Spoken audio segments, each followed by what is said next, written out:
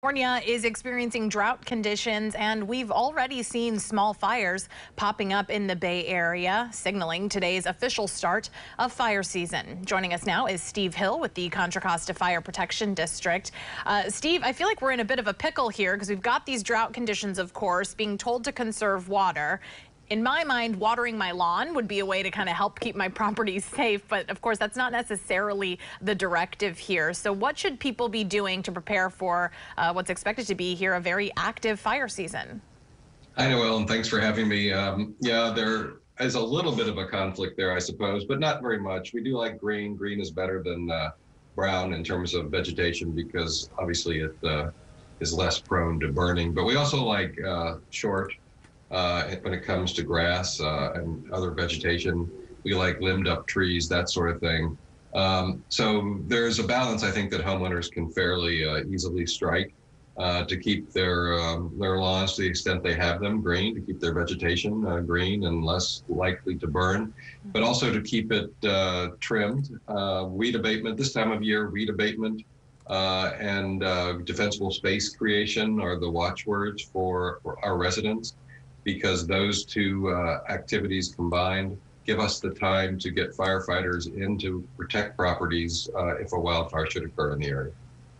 What are some of the biggest mistakes that you see folks making when it comes to wildfire preparedness and essentially deeming them unprepared?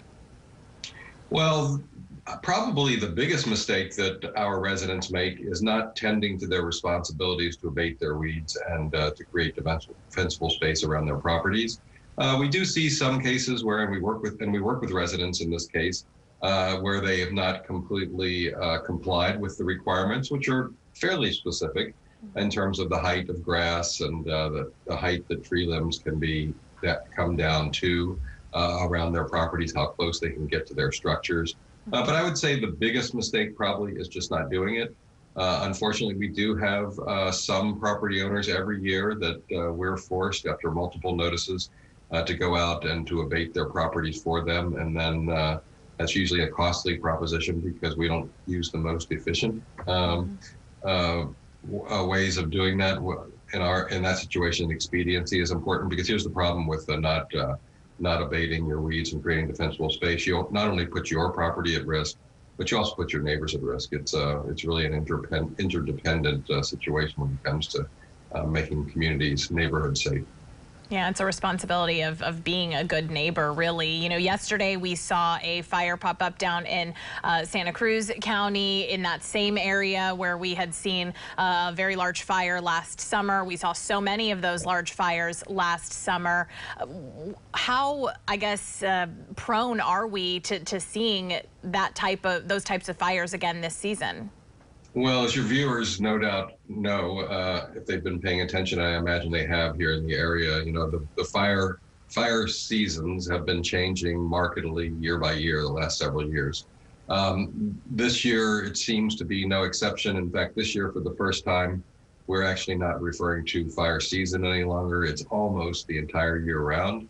And so we're referring to the advent of fire weather. This one is starting a little bit earlier. It's sort of on track to continue to, the fire season seems to be continuing to grow. We're a couple of weeks earlier than in years gone by. We have very dry conditions out there very, very early on. And mentioning the fire yesterday, we had a number of fires across Contra Costa County yesterday and in the last several days.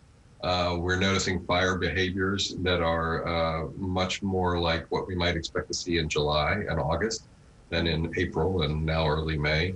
So the danger is definitely out there. This is definitely the time, if that weed abatement has not been tended to, defensible space creation has not been tended to, this is definitely the time to do it. We're doing our preparation for the fire weather that we're now well into.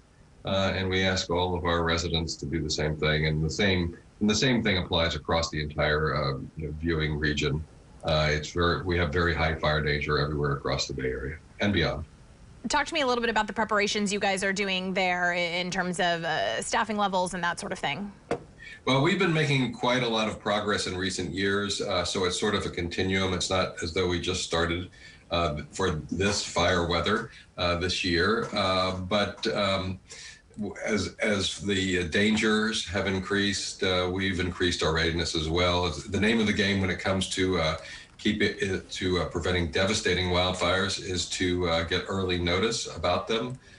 We need residents' help for that, and then to get to them quickly. Fast and overwhelming responses are the one thing that keep small fires small while they still are, and avoid the devastation that we've seen around Contra Costa County, around the region in the last couple of years. We fared pretty well last year here in our county, but that's, they say, it's said that you make your own luck, and our luck comes as a combination of our residents' preparation and our preparation. This year, we've added a few things to the mix to up the game just a bit more. And one of those things that we've done is we've added a number of what are called Type 6 wildland firefighting engines to our fleet. They're specialized equipment that are designed for getting into areas that are typically difficult to fight fires in, where wildland fires tend to occur. We've also added another firefighting bulldozer to our fire dozer program. It's maybe not apparent, but our fire dozers are really powerful firefighting tools, and they also have the added benefit of allowing us to prepare to avoid fires in the first place before they start by clearing fire lanes and that sort of thing. We've doubled our fire control worker program this year. We now have 2 complete crews of fire control workers to provide that capability on every day of the week throughout the rest of the fire weather that we'll be experiencing. And lastly, something we added actually very late last year, towards the end of fire weather last year, we'll have Con Air 1. That's one of our 2 air ambulance transport helicopters, which is capable of fighting fires from the air, aerial fire suppression. It's available this year for the entire fire weather season. So that's going to be a powerful tool as well that we did not have at the beginning of last year. Well, definitely. And I know that, when fires break out in the neighboring counties, you all are usually kind of called and pulled in to help as well. So those types of resources are really going to be helpful, not only there in Contra Costa, but it really is kind of a team effort that ends up happening. That's right. That's right. When we have these big fires that we've experienced, unfortunately, the last couple of years in particular, there's a lot of interdependence there, a lot of mutual aid. And so we ask for help, and we provide it because we want to make sure that when we get it, when we ask for it as well. Yeah, interdependence with you guys, and of course, like you mentioned earlier, interdependence between neighbors in their communities, making sure they're doing what they need to do to keep themselves, their properties, and their neighboring properties safe. Is there anything else people need to be doing, today if they haven't done it yet?